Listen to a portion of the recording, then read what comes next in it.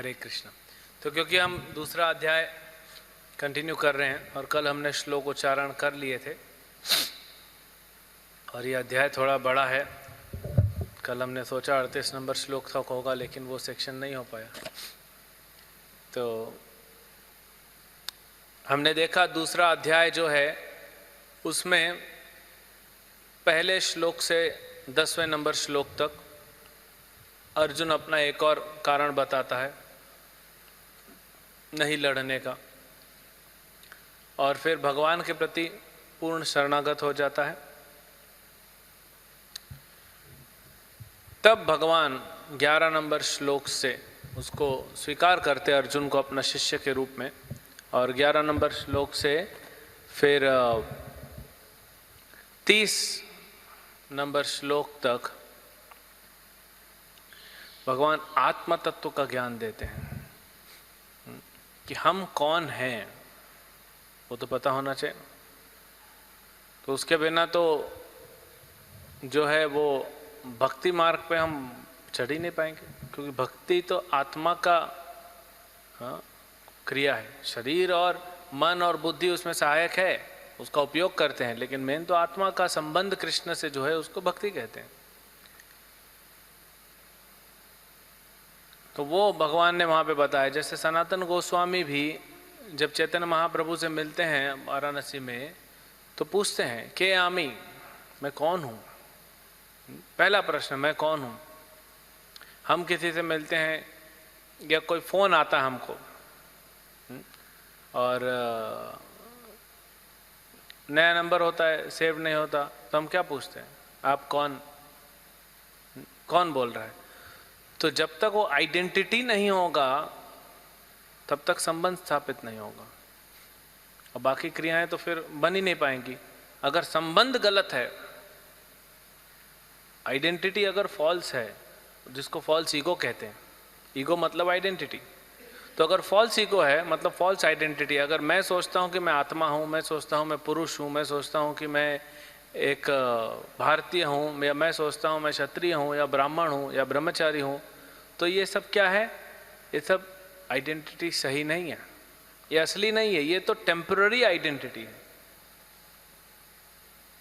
सत्य क्या है कि मैं या हम सब आत्मा है, भगवान के अंश। तो वो जब तक क्लियर नहीं होगा तो गलत फाउंडेशन होगा, गलत जगह जाएंगे। पेट्रोल पंप पे कोई गाड़ी जाता है और ड्राइवर बोलता है डीजल डाल दो, उसको पता ही नहीं डीजल गाड़ी है कि पेट्रोल गाड़ी है। पेट्रोल इंजन में डीजल डालेगा तो गाड़ी खराब हो जाएगी, डीजल इंजन में पेट्रोल डालेगा तो गाड़ी खराब हो जाएगी। तो वो जब तक हर चीज के लिए अपना एक आइडेंटिटी पहला क्लियर होना चाहिए। तो अर्जुन को भगवान ने कहा पहले इसको समझो, तुम कौन हो, फिर उसको क्लियर करो और उसके बाद आगे बढ़ेंगे। तो दूसरे सेक्शन में 31 से 33 जो हम आज करेंगे, 31 से 38 तक, उसमें 2 सब सेक्शन है, लेकिन 31 से 38 भगवान बात करते हैं कर्म कांड की। ठीक है, और सोचते हैं कि चलो अर्जुन को ये भी एक तरीके से समझा देते हैं कि तुम क्षत्रिय हो, वो करो। तो श्लोक संख्या 31, 32, 33, ये 3 श्लोकों में भगवान अर्जुन से कहते हैं कि अर्जुन, क्योंकि तुम क्षत्रिय हो। अब अर्जुन ने क्या कारण रखा था दूसरा, क्यों नहीं लड़ना चाहिए, भोग। अरे भाई, जब अपने सब मर जाएंगे तो फिर भोगने का क्या फायदा। तो भगवान कहते हैं कि तुम अगर युद्ध भूमि से भागोगे, जो तुम्हारा धर्म है और ये धर्म युद्ध है, और तुम युद्ध भूमि से भागोगे ये सोच के कि मैं भोग करूंगा मतलब खुश रहूंगा, तो वो गलत है।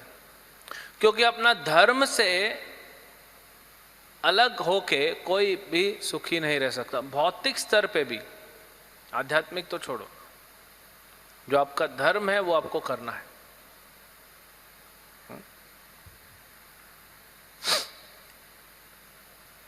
तो क्योंकि तुम क्षत्रिय हो अर्जुन, और ये तुम्हारे पास मौका आया है, आगे बताएंगे।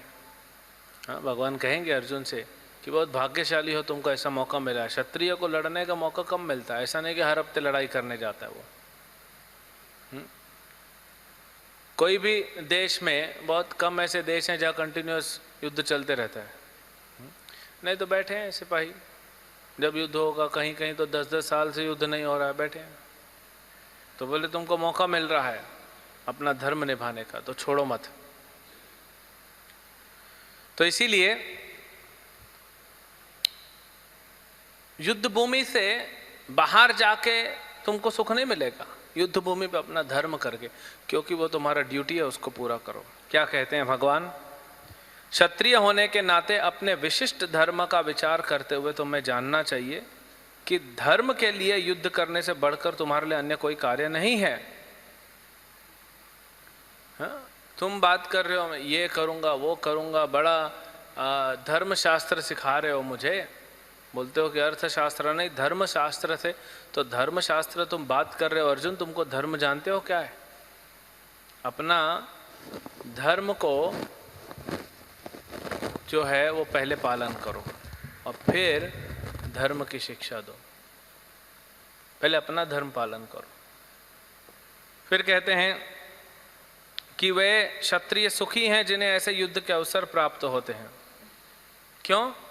जीत गए तो राज्य, और वीर गति को प्राप्त हुए तो स्वर्ग। शॉर्टकट है स्वर्ग के लिए।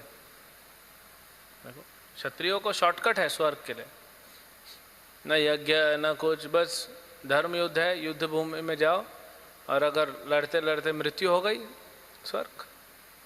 और क्या चाहिए? तो इसीलिए इसको छोड़ो मत, ये मौके को, क्योंकि तुम भोग की बात कर रहे हो ना, तो ये छोटा सा भोग क्या, तुमको स्वर्ग का भोग मिल जाएगा, लेकिन उसके लिए युद्ध करना पड़ेगा।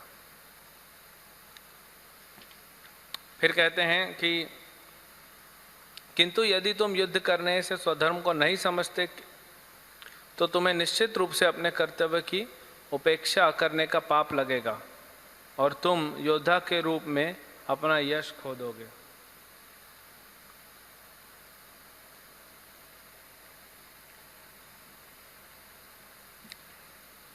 नहीं करोगे तो क्या मिलेगा?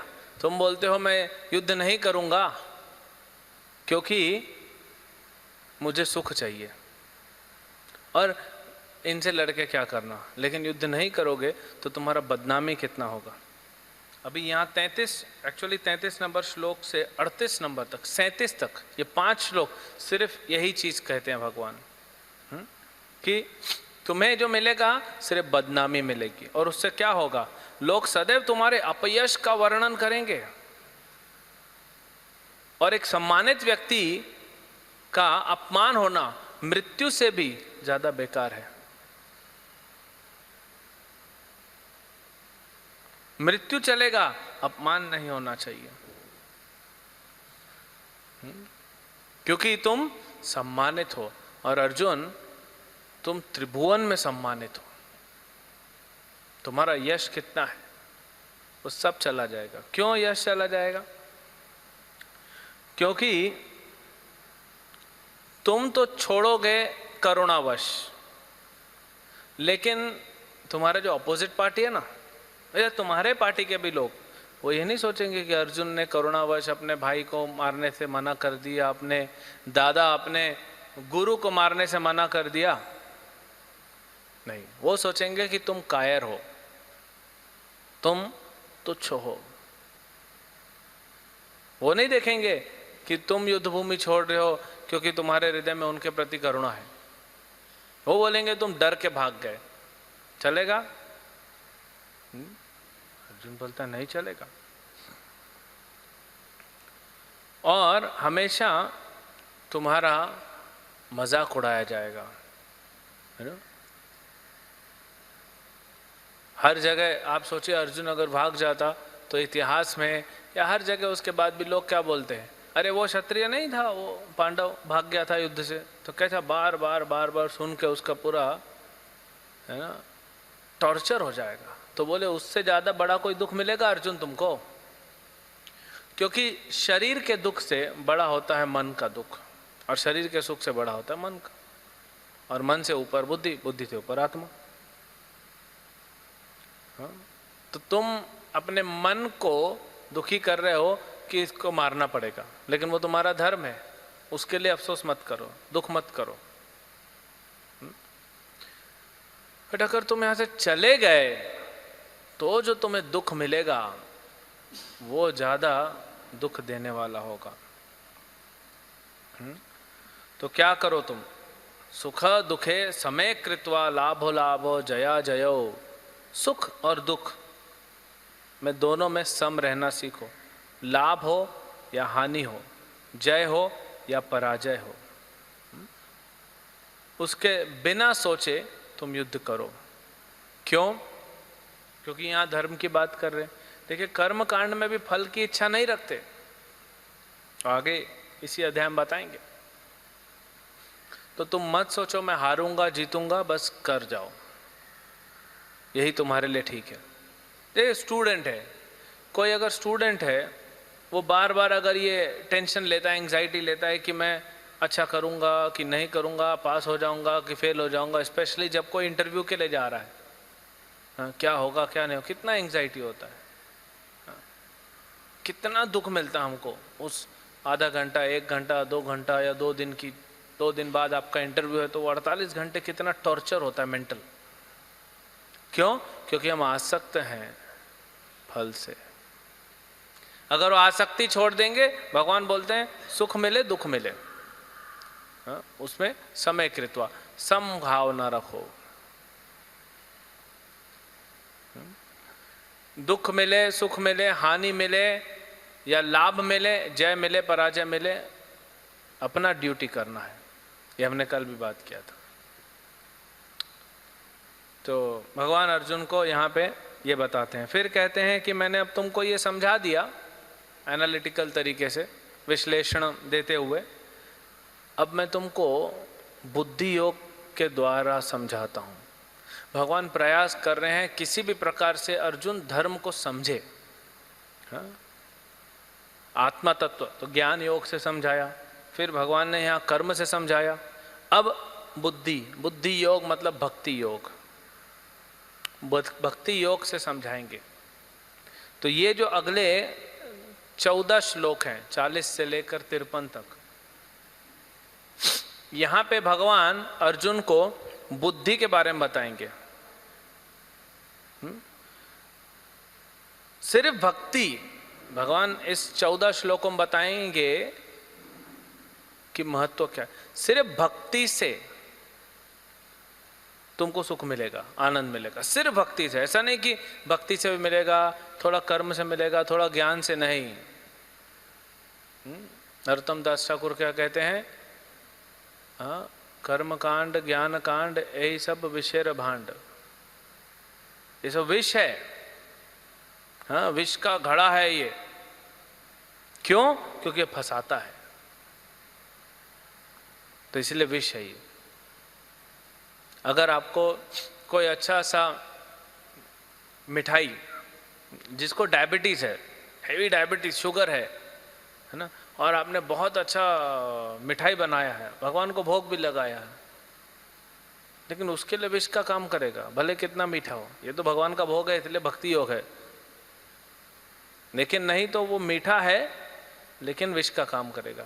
तो कर्म कांड या कर्म योग, ज्ञान योग, ध्यान योग, ये सब क्या है? ये दिखता है लेकिन अल्टीमेट रिजल्ट नहीं देगा, मुक्ति नहीं देगा, वहीं फंसा के रखेगा। तो भगवान कहते हैं दूसरे जो मार्ग हैं, पहले बताते हैं कि भक्ति का जो मार्ग है वो परम आनंद देगा, उसके अलावा कोई मार्ग नहीं। और अर्जुन, तुम सोचते हो दूसरे मार्ग, तो दूसरे मार्ग तुमको सिर्फ दुख देंगे। अब वो हम देखते हैं कैसे। जैसे चैतन्य महाप्रभु कहते हैं ना, श्रद्धा शब्दे विश्वासे सुदृढ़ निश्चय कृष्ण भक्ति कैला सर्वकर्म कृत हया, कि यह विश्वास रखो कि सिर्फ कृष्ण भक्ति करने से सर्व कर्म कृत होया, सब हो गया, अब कुछ नहीं बचा करने के लिए। ऐसा कोई कार्य नहीं है संसार में जो आपको और करना है अगर आपने भक्ति किया तो, बाकी सब सांसारिक है। और बहुत सारे अच्छे अच्छे उदाहरण भगवान यहाँ पे प्रस्तुत करेंगे। तो पहले तो 40 नंबर श्लोक में ही बता देते हैं, हाँ, कि तुम इतना कर्म करो, ज्ञान प्राप्त करो, ध्यान लगाओ, हाँ? लेकिन थोड़ा सा भक्ति, नेह विक्रम नाशो अस्ति प्रत्यवायो न विद्यते स्वल्पम अपि अस्य धर्मस्य त्रायते महतो भयात्। स्वअल्प, अल्प मतलब थोड़ा, स्वअल्प बहुत थोड़ा भक्ति करने से त्रायते तुम पार हो जाओगे। किससे? भयात, भय से। लेकिन यहाँ पे भगवान एक एडजेक्टिव लगा रहे हैं। कैसा भय से? महान भय से। तो महान भय से दूर निकल जाओगे थोड़ा सा भक्ति करने से। तो ये भक्ति प्रोसेस पहले ही श्लोक में भगवान यहाँ से सेक्शन चालू कर रहे हैं। पहले ही श्लोक में अब भगवान ने कर्म बताया, ज्ञान बताया, लेकिन भक्ति को आगे कर दिया। भक्ति का प्रोसेस जो है वैसे ही है। जब भक्ति देवी आती है तो बाकी सब फीके पड़ जाते हैं। जैसे चंद्रमा के सामने तारे, कितने भी तारे आकाश में हो, अगर अमावस्या है तो आपको कुछ रोशनी नहीं मिलने वाली, और पूरे तारे ढक जाएं और सिर्फ चंद्र निकला तो आपको रोशनी मिलेगी। फिर ये जो श्लोक है, व्यवसायात्मिका बुद्धि एकः कुरु नंदन बहुशाखा अनंतस्य बुद्धयो अव्यवसायिनाम, ये इस्कॉन के लिए, इस्कॉन के भक्तों के लिए बहुत महत्वपूर्ण है।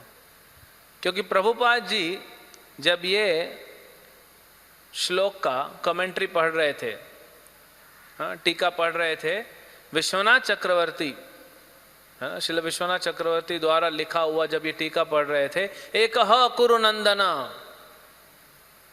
कि एक शिष्य को अपने गुरु के मिशन जो है उसको, वो उसका जीवन है, उसका प्राण है। गुरु ने कुछ कह दिया तो वही उस शिष्य का वो जीवन और प्राण बन जाता है। ऐसा शिष्य सफलता को प्राप्त करता है। और प्रभुपाद जी इससे और दृढ़ हो गए। जब प्रभुपाद ने ये पढ़ा और दृढ़ हो गए कि अमेरिका जाना है। तो बुद्धि अव्यवसाय मतलब बहुत जगह पे हमारा बुद्धि लगा है। तो इसका मतलब क्या? हम चैंटिंग कर रहे हैं, फिर सेवा भी कर रहे हैं, अलग अलग सेवाएं हैं, हमारी जिम्मेदारियां हैं, रीडिंग कर रहे हैं, तो ये क्या बुद्धि अलग अलग है? नहीं, ये पूरा भक्ति योग है, क्योंकि हर चीज कृष्ण के लिए कर रहे हैं। तो ये एकह कुरु नंदन हो गया। ये नहीं, अब चैंटिंग में ये नहीं बोल रहे कि आप चैंटिंग में थोड़ा बात भी करो, कृष्ण कथा कर रहे हैं। चैंटिंग में कृष्ण कथा गलत है। कोई अगर भागवतम में बैठा भागवतम भी सुन रहा है और जब भी कर रहा है तो दोनों तरफ अपराध कर रहा है। नाम अपराध भी हो रहा है, भागवत अपराध भी हो रहा है। तो उस समय फोकस। लेकिन प्रायः जो साधक होता है उसका हर कार्य कृष्ण के लिए है, तो वो एक कुरु नंदन है। जब भागवतम सुनना है तो भागवतम सुनना है, जब सेवा करना है तो सेवा करना है, और जब जप करना है तो जप करना है, जब आरती अटेंड करना है तो आरती में है। ऐसा नहीं आरती भी चल रहा है, मैं जप भी कर रहा हूँ, 4:30 बजे दर्शन लिया और 4:35 को जप चालू कर दिया। हाँ, तुलसी आरती होते होते 8 माला हो गया प्रभु जी मेरा। हाँ, प्रदक्षिणा करते करते चैंटिंग कर रहा है। क्यों ऐसा आप चैंटिंग कर रहे हो? प्रभु जी सर्व मंत्र सार, सब मंत्रों का सार हरे कृष्णा है, तो हरे कृष्ण ही बोल रहा हूँ। तो इतना टेस्ट है आपका, तो फिर यहाँ आने की भी जरूरत नहीं है। कोने में बैठ जाओ किसी जगह पे और 192 माला जप करो, अगर इतना टेस्ट है तो हरि नाम में। ये सब हमारे को टेस्ट देने के लिए बना है। तो एक कुरु नंदन मतलब भटकना नहीं चाहिए कि कभी इधर जा रहा है मन, कभी इधर जा रहा है। ये सही है क्या? हरे कृष्ण मंत्र कर रहा हूँ और कुछ कर नहीं रहा हूँ, मैं कुछ यज्ञ भी करना चाहिए क्या? सिर्फ कृष्ण को प्रसन्न कर रहे हैं, ठीक है, राम भी है, गौरांग महाप्रभु भी है, जगन्नाथ भी है, नरसिंह देव भी हैं, लेकिन थोड़ा शिव जी को कर लेता हूँ, थोड़ा गणपति बापा है ना, वो भी बापा है, उसको भी थोड़ा कर लेते हैं, थोड़ा भूत पिशाच को भी करके आ जाता हूँ, थोड़ा मंत्र तंत्र करके आ जाता हूँ। तो ये क्या है? बहुशाखा। ये मन भटक रहा है। और ऐसा तो कोई बोल सकता है ये तो वेदों में दिया है भगवान ने, देवताओं की पूजा करो, देवी की पूजा करो, तंत्र मंत्र, ये सब तो शास्त्र में दिया है ना। तो भगवान बोलते हैं ठीक है, उसको भी छोड़ दो। क्यों? अगले श्लोक, अगले 2 श्लोक में कहते हैं कि अल्पज्ञानी मनुष्य वेदों के उन अलंकारिक शब्दों के प्रति अत्यधिक आसक्त रहते हैं। अल्पज्ञानी, जिनका कम बुद्धि है, वो क्या करते हैं? वो वेदों में बहुत सारी चीजें दी है, भगवान को तो सबके लिए देना है ना। एक सुपरमार्केट होता है, वो सुपरमार्केट में हर चीज मिलती है, सब्जी की मार्केट में हर चीज मिलती है, लेकिन हम तो वही लाएंगे जो हम खाते हैं, जो ठाकुर जी खाते हैं, थोड़े ना सब उठा के लाएंगे। हम सुपरमार्केट में जाएंगे, जो हमको चाहिए वो हम लेंगे। ऐसा नहीं कि सुपरमार्केट में वैसी वस्तुएं मिल रही हैं जो खाने योग्य नहीं है, वो भी लेके आ गए।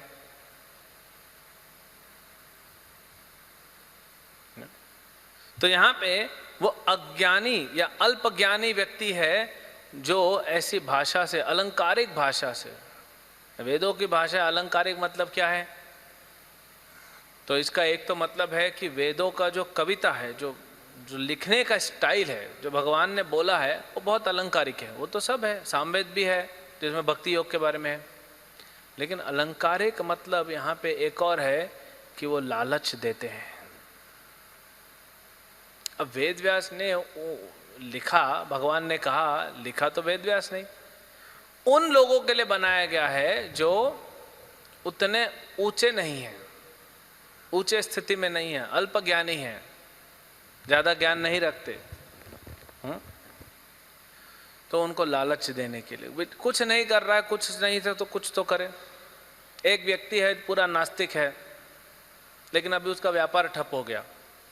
तो जब व्यापार ठप हो जाता है, या बच्चा नहीं होता, या बेटी का शादी नहीं होता, जब ऐसे चीज़ें होती हैं तो आदमी कहीं भी जाता है, मंत्र करने जाएगा, तंत्र, और हरे कृष्ण मंदिर में जाओ, 11 दिन चरणामृत लो, सब ठीक हो जाएगा, 11 दिन आएगा। हाँ? तो ये सब क्या है? उसको लुभाने के लिए, जो अल्पज्ञानी है। आप देखो भारत में क्यों हर जगह तुलसी का पौधा घर में लोग रखते हैं? वो कृष्ण की भक्ति नहीं कर रहे हैं, बहुत सारे अलग बेनिफिट भी होते हैं। तो यहाँ पे ये फ्लावरी लैंग्वेज, जो अलंकारिक भाषा है, ये क्या करती है? हमको फंसाती है, कुछ लालच से देती है। उन लोगों के लिए कोई नास्तिक है, वो भगवान को नहीं मानता, भगवान की भक्ति नहीं करता, देवताओं को भी नहीं मानता, लेकिन अब बिजनेस ठप, तो वो जाएगा किसी बाबा के पास। अगर वो सही बाबा के पास पहुंच गया, कोई पंडित है जो सही वेद पढ़ने वाला, तो उसको बोलेगा एक काम करो, तुम यज्ञ करो, सब ठीक हो जाएगा। देवताओं का यज्ञ कराएगा, विष्णु का यज्ञ कराएगा, तो इसी बहाने उसका थोड़ा सा विष्णु से, भगवान विष्णु से संपर्क करा देगा। तो ऐसे ये अल्पज्ञानी है। जो ऑलरेडी ऊपर है वो क्यों करेगा? जो ऑलरेडी कृष्ण की भक्ति कर रहा है। तो इसमें फंसो मत, क्योंकि अर्जुन तुम ऊपर हो, तुम वापस क्यों नीचे जा रहे हो? इंद्र तृप्ति तथा ऐश्वर्य में जीवन की अभिलाषा के कारण वे कहते हैं कि इससे बढ़कर कुछ नहीं है। जो इंद्र तृप्ति चाहता है, जो ऐश्वर्य चाहता है सांसारिक, वही व्यक्ति ये सब में पालन करे। जो भगवान से प्रेम करना चाहता है, भक्ति करना चाहता है, भगवत धाम जाना चाहता है, उसके लिए ये नहीं है। और ऐसे लोग जो इंद्र तृप्ति प्राप्त करने के लिए जाते हैं, वेदों के सेक्शन को पढ़ते हैं और पालन भी करते हैं, लेकिन क्या होता है? समाधौ न विधीयते भोग ऐश्वर्य प्रसक्तानाम तया परहत चेतसाम व्यवसायात्मिका बुद्धि समाधौ न विधीयते। इनको समाधि नहीं मिलता, मतलब शांति कभी नहीं मिलता। क्यों? क्योंकि भोग और ऐश्वर्य में प्रसक्त प्रकृष्टानाम, आसक्त नहीं है, हाँ, प्रकृष्ट रूपेण आसक्त, स्पेशल आसक्ति है उसका भोग ऐश्वर्य में। तो भोग ऐश्वर्य के पीछे भले वेद के हिसाब से भी जाएगा, लेकिन आसक्ति इतना है उसका मन हमेशा विचलित रहेगा, शांत नहीं रहेगा। समाधौ न विधीयते, भगवान कहते हैं। फिर कहते हैं कि इसीलिए अर्जुन तुम क्या करो, त्रिगुण्या विषया वेदा निस्त्रैगुण्या भव अर्जुन, ये सब छोड़ दो। ये 3 गुणों से भरा हुआ वेद है, वेद अपौरुषेय है लेकिन 3 गुणों की बात करता है, छोड़ दो सब। तो फिर क्या करूंगा प्रभु? बोलते हैं देखो वेदों में क्या होता है, अलग अलग जगह पे अलग अलग चीज करना पड़ेगा। पढ़ाई करना है, हाँ, तो सरस्वती की पूजा करनी पड़ेगी। अच्छा आपको स्वास्थ्य चाहिए तो सूर्य देव की पूजा करनी पड़ेगी। किसी को अच्छी पत्नी चाहिए तो उमा का पूजा करना पड़ेगा। अच्छा पति चाहिए तो शिव जी का पूजा करना पड़ेगा। अलग अलग जाना पड़ेगा। तो अब बोलते हैं अगले श्लोक में कि अलग अलग जलाशयों से जो हमारा काम बनता है वो एक नदी से हो जाता है। गांव में पहले क्या होते थे, अलग अलग कुएं होते थे, 2-3 गांव मिला के, उसमें एक कुआं होगा जिसमें लोग अपने पीने के लिए पानी लेते थे, वो फिक्स है। दूसरा कुआं होगा जिसमें से लोग भगवान के लिए पानी लेते थे, ठाकुर जी का अभिषेक करने के लिए, वो अलग पानी। तीसरा कुआं होगा जहाँ पे लोग नहाने के लिए, बर्तन धोने के लिए, और एक और कुआं होगा जहाँ पशुओं के लिए पानी। ऐसे अलग अलग कुएं हैं। ऐसे हर जहाँ जहाँ 2-4 गांव हैं वहाँ कुएं बनाते जाते हैं या तालाब बनाया जाता है। लेकिन जो नदी होती है वहीं आप गंगोत्री में जाके नहा लीजिए, वो पानी नीचे आता है ऋषिकेश में। ऋषिकेश में पशु भी नहा रहे हैं, मनुष्य भी नहा रहा है, लेकिन वही पानी हरिद्वार में आता है, आप उसको उठा के ठाकुर जी का पूजा में लगा सकते हो। तो एक नदी जहाँ बहती है वहाँ पे छोटे छोटे कुओं का आवश्यकता नहीं, वो एक नदी ही काम कर लेगी। तो कृष्ण वैसे हैं कि सिर्फ कृष्ण का किया भक्ति तो बाकी कहीं जाने का जरूरत भी नहीं है। और अनलिमिटेड है ना, नदी अनलिमिटेड है, बाकी सबका अपना लिमिट है। नदी कंटिन्यूस फ्लो हो रहा है, कोई रोक नहीं सकता। तो भगवान कितना सुंदर उदाहरण से अर्जुन को समझाते हैं। फिर कहते हैं कि कर्मण्येव अधिकारस्ते मा फलेषु कदाचन, तुम अपना कर्म करो, सिर्फ कर्म ही करो। कर्मण्येव एव, कर्मणि एव अधिकार, तुम्हारा अधिकार सिर्फ और सिर्फ कर्म करने का है। तो तुम कर्म करो, फल की इच्छा मत करो, क्योंकि फल तो तुम्हारा है ही नहीं।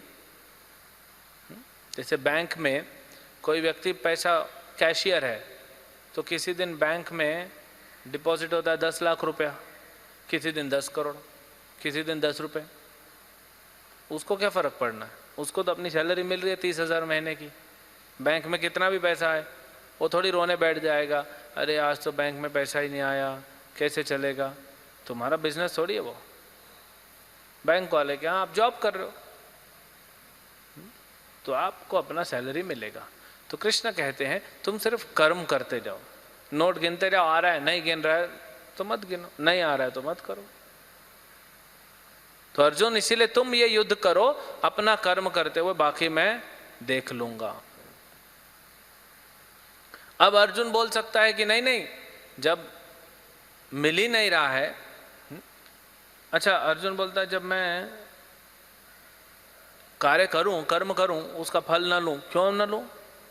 तो भगवान कहते हैं तीसरे लाइन में, क्योंकि तुम इस कर्म के फल के दाता नहीं हो। तुम नहीं दे रहे हो फल का, कर्म या कर्म के फल का कारण, ये मैं दे रहा हूं। तो अर्जुन बोलता है ठीक है, फल आप रख रहे हो, फल देते भी आप हो, तो मैं क्यों कर्म करूं? मैं कर्म भी नहीं करूंगा। ये मानसिकता होती है ना लोगों में, हमारे में भी भर जाते, अरे कुछ मिलेगा नहीं तो फिर क्यों मैं सेवा करूं? जब मुझे कुछ नहीं मिलेगा तो मैं क्यों करूं? भगवान ये नहीं बोल रहे कुछ नहीं मिलेगा, भगवान बोल रहे मैं दूंगा। तो कई बार हमारे मन में आता है जब हमको कुछ नहीं मिल रहा तो मैं क्यों करूंगा, कुछ तो कमीशन चाहिए ना। तो इसीलिए भगवान बोलते हैं कि कर्म नहीं करने से आसक्त मत हो जाओ, मतलब कर्म करना ही पड़ेगा, क्योंकि कर्म नहीं करना भी एक कर्म है। कोई चला जाएगा हिमालय में बैठ के योग कर रहा है, वो भी एक कर्म है। बोलते मैं कर्म नहीं कर रहा हूं, नहीं वो भी कर्म कर रहा है, बैठने का कर्म कर रहा है, सांस ले रहा है, तो कर्म तो हर कोई कर रहा है। अब भगवान बोलते, अर्जुन मान लो पूछता है कि कैसे, ये नहीं करूंगा तो फिर क्या मिलेगा। तो बहुत सुंदर यहाँ पे भगवान श्लोक बोलते हैं 48 नंबर, योगस्थ कुरु कर्माणि संगम त्यक्त्वा धनंजय। त्यक्त्वा, ये संग जो है ना, ये फल के साथ ये छोड़ दो। हाँ, सिद्धि असिद्धयो समो भूत्वा, सिद्धि असिद्धि, हार हो जीत हो, तुम्हें कुछ मिले तुम्हारे मन के हिसाब से या नहीं मिले, तुम समो भूत्वा, सम में रहो। उसको क्या कहते हैं, समत्वम। उस सम के भावना को योग उच्चते, उसको योग कहते हैं। तो अगर हमारा मन विचलित है बहुत, आप देखेंगे किसी भी व्यक्ति का, चाहे वो भक्त हो चाहे अभक्त हो, उसका मन विचलित है क्योंकि इंद्र तृप्ति का भाव है उसके मन में। कभी हम नहीं देखेंगे कोई भक्त है वो स्थित है कृष्ण भाव में और उसका मन विचलित हो जाए। हमने देखे प्रभुपाद जी का कभी मन विचलित हुआ। प्रभुपाद जी का एंग्जाइटी अलग लेवल का था, वो आध्यात्मिक था। यशोदा माता का चिंता रहता हमेशा कृष्ण के प्रति, खाया कि नहीं खाया, कोई गाय बैल मार न दे, कोई राक्षस न खा जाए, वो चिंता आध्यात्मिक है, भौतिक नहीं है। जब भौतिक चिंता आ जाती है हमारे जीवन में तो मन विचलित हो जाता है और तुरंत क्या होता है, आपका भक्ति करने का, साधना करने का जो उत्साह है कम कर देता है वो। इसी को माया कहते हैं। और ये क्यों हो रहा है, क्योंकि आप आसक्त हो गए हो इन भौतिक चीजों से और इस आसक्ति को बढ़ा रहे हो। तो अपना बुद्धि लगाओ, भगवान कहते हैं ये सेक्शन उनके लिए है, मतलब ये सेक्शन हम सबके लिए है, क्योंकि हम सब लोग विचलित होते रहते हैं कभी ना कभी। किसी का डेली होता है, किसी का वीकली, किसी का फोर्टनाइटली, किसी का मंथली, किसी का बाई मंथली, किसी का क्वार्टरली, हाफ ईयरली, बट होता है। तो ये सेक्शन पढ़ो, निकल जाओ, योग में स्थित हो जाओ। और भगवान क्या कह रहे हैं, दूसरी चीजें धीरे धीरे भौतिक चीजें छोड़ो। फिर कहते हैं दूरेण ही अवरम कर्म, इस सबको भक्ति द्वारा समस्त गर्हित कर्मों से दूर हो जाओ और उसी भाव से भगवान की शरण ये सब कचरा छोड़ दो, दूर हो जाओ इन सब से। किससे, कैसे दूर होंगे, भक्ति के भाव से। तब ये मन नहीं विचलित होगा। आपका उत्साह जप करने के प्रति, भागवत पढ़ने के प्रति, साधना करने के प्रति, भगवान का दर्शन करने के प्रति ये बढ़ना चाहिए हर दिन। गोपियां ने द्वारका की, जो द्वारकावासी जो होते हैं, रानियां नहीं, जो दूसरे द्वारकावासी हैं, माताएं हैं, वो सब ऊपर जाके खड़ी हो जाती है जब कृष्ण हस्तिनापुर से आते हैं। बहुत सुंदर वर्णन है भागवतम में। एक तो चैप्टर है जो कृष्ण हस्तिनापुर से निकलते हैं, दूसरा चैप्टर है कृष्णा द्वारका में आते हैं, प्रवेश करते हैं।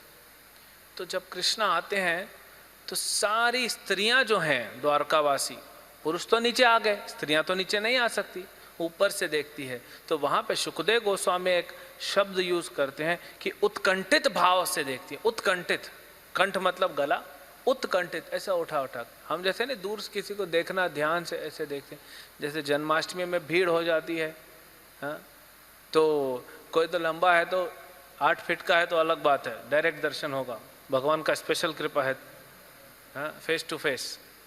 लेकिन अब जनरली हम लोग 5, 5.5, 6 फीट बहुत हो गया, 5, 5.25 फीट वाला है, वो बेचारा पीछे खड़ा है, तो ऐसे देखता है। ऐसे वो अगर ऐसे देख रहा है तो भगवान उसको देखते हैं, कौन इतना लालसा से मेरा दर्शन करना चाहता है, उत्कंठित होके।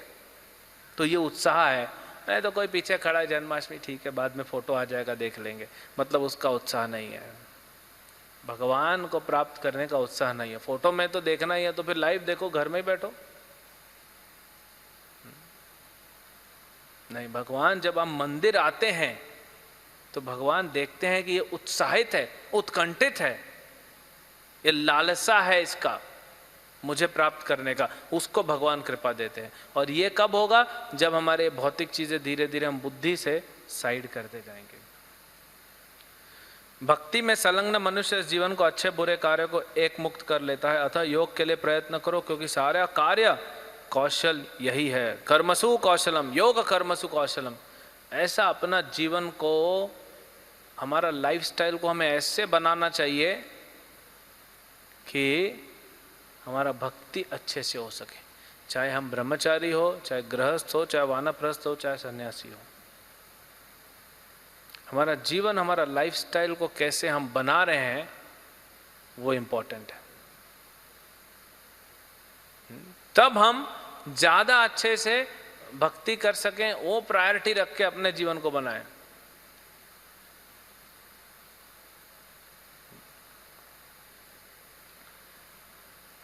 फिर भगवान कहते हैं, इस तरह भाव भक्ति में लगकर बड़े बड़े ऋषि मुनि अथवा भक्तगण अपने आप को भौतिक संसार कर्मों से, फल से मुक्त कर लेते हैं। इस प्रकार जन्म मृत्यु के चक्कर से छूट जाओ और तुम समस्त दुखों से परे हो जाओ। जब तुम्हारी बुद्धि मोह रूपी सघन वन को पार कर जाएगी तो तुम सुने हुए तथा सुनने योग्य सबके प्रति अन्य मस्तक हो जाओगे, अन्य मनसक हो जाओगे। अपनी बुद्धि का प्रयोग करो। कैसी बुद्धि का? क्योंकि बुद्धि योग सेक्शन चल रहा है। ये बुद्धि जो हमारी है अभी दूषित है। अभी अर्जुन की बुद्धि को साफ कर रहे हैं, फिर भगवान बोल रहे हैं ऐसी बुद्धि जो कृष्ण भावना अमृत से सफाई हो गई, उस बुद्धि का प्रयोग करके अपने मन को इस गहरे वन से, अंधेरे से बाहर ले जाओ। तब तुम सिद्धि को प्राप्त कर लोगे। जब तुम्हारा मन वेदों के अलंकारिक भाषा से विचलित न हो, वह आत्म साक्षात्कार में समाधि में स्थित हो जाए, तब तुम्हें वो दिव्य चेतना प्राप्त होगी। कई बार हम भी देखते हैं, भागवतम सर्वश्रेष्ठ ग्रंथ है, परमहंस संहिता सर्वश्रेष्ठ है, लेकिन हम लोग कई बार उसको, भागवतम को अप्रोच करते हैं तो शरणागत भाव से। भागवतम पढ़ के याद करने वाली चीज नहीं है। भागवतम कोई वस्तु नहीं है, वो कृष्ण है। कृष्ण अलग अलग रूप में आते हैं। जब कृष्ण अर्चा विग्रह के रूप में आते हैं तो हमारा क्या सेवा है? अर्चा विग्रह को अच्छे से श्रृंगार करना। प्रभुपाद जी कहते हैं आप अर्चा विग्रह को श्रृंगार करोगे, आपका मन संतुष्ट हो जाएगा। नहीं हुआ तो मतलब आपने सेवा ठीक से नहीं किया। हाँ, भगवान को भोग लगाना, प्रणाम करना, आरती पूजा करना। और जब भगवान नाम के रूप में आते हैं तो हरे कृष्ण जप करना। नहीं तो आपने हरे कृष्ण मंत्र लिख के रख दिया, प्रणाम कर रहे हैं, भोग लगा रहे हैं, लेकिन जप नहीं कर रहे हैं, तो फिर क्या फायदा? फायदा है लेकिन पूर्ण फायदा नहीं। और वही भगवान जब ग्रंथ के रूप में आते हैं तो सिर्फ प्रणाम नहीं करना है, ग्रंथ को पढ़ना है। लेकिन कैसे पढ़ना है? ये भगवान है और बड़ा आदर पूर्वक, श्रद्धा पूर्वक अप्रोच करना चाहिए भागवतम को कि प्रभु मैं गुरु का कृपा से, भक्तों का कृपा से आपको जानने का प्रयास कर रहा हूँ। आप कृपा करेंगे तो मैं समझ पाऊंगा कि क्या लिखा है यहाँ पे।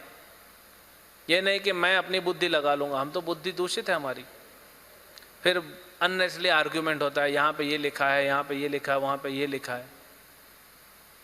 जहाँ पे जो लिखा है वो परफेक्ट है। तभी तो प्रभुपाद जी बोले कि भगवत गीता या भागवतम का एक श्लोक नहीं, एक शब्द भी जो अपने जीवन में उतार ले उसका जीवन परफेक्ट है। तो हम क्यों मतभेद करते हैं? ये यहाँ पे ये लिखा है, मुझे, आपको ये इंस्पायर कर रहा है, आप करो। तो ये दूषित बुद्धि से नहीं, हमको शुद्ध बुद्धि, और शुद्ध बुद्धि होगी इससे। तब क्या होगा? तब हम विचलित नहीं होंगे और स्थित हो जाएंगे दिव्य चेतना में। तब अर्जुन पूछता है कि अब जो पूरा जब भगवान ने बताया कि कैसे कैसे कैसे बद्ध जीव शुद्ध स्थिति तक पहुंच सकता है, तो अर्जुन पूछते हैं स्थित प्रज्ञस्य का भाषा समाधिस्थस्य केशव स्थितधि किं प्रभाषेत किं मासीत व्रजेत किम। और ये बहुत सुंदर श्लोक, इनको जितना पढ़ें समझें गहराई में जाएं।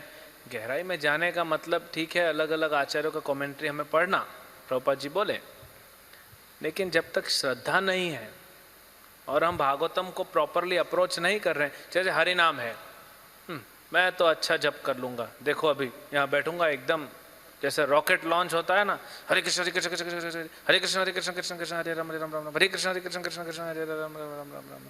देखा 16 माला हो गया। प्रभु जी अभी तो आधा घंटा ही हुआ, तो क्या हुआ, तुम्हारा और मेरा स्तर सेम थोड़ी है, हा? तुम तो 4 घंटा भी लगाओगे। तो ये नहीं है, जल्दी करना धीरे करना वो नहीं है। जब आप हरिनाम, आप नहीं जप कर रहे हो हरिनाम, आप नाम प्रभु को आज्ञा ले रहे हो, नाम प्रभु से उनका आशीर्वाद ले रहे हो कि प्रभु मुझे सेवा दीजिए। ये नाम जप करना भी एक सेवा है।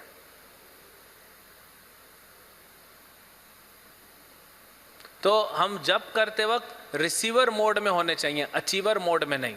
अचीवर मोड मतलब मैं जप करता हूं, तो फिर कर्ता भाव आ गया। नहीं, गुरु और कृष्ण की कृपा से आज मेरा जप हो गया, सुन पाए, प्रयास किया, हाँ पूरा सुन लिया। पूरा जो सुनता है ना वो बोलता है मैंने सुना नहीं, और जो नहीं सुनता है वो बोलता है मैंने पूरा सुन लिया। हाँ? जैसे महाप्रभु सनातन गोस्वामी रूप गोस्वामी जब मिलने रामकेली में आते हैं तो महाप्रभु बोलते हैं कि इतनी नम्रता मत करो, छोड़ो नम्रता, फाटे मोरा मन, मेरा हृदय जो है फट रहा है, मुझे बहुत पीड़ा हो रही है, रूप सनातन आप इतना नम्र मत बनिए, कम करो। और हमारा सिचुएशन, प्रभुपाद जी बोलते हैं थोड़ा तो नम्र हो जाओ प्रभु। देखो कैसा हमारा सिचुएशन। तो जो नम्र होता है वो बोलता है मैं तो अहंकारी हूं, और जो अहंकारी होता है वो बोलता है मैं नम्र हूं। तो कैसे अप्रोच करना है?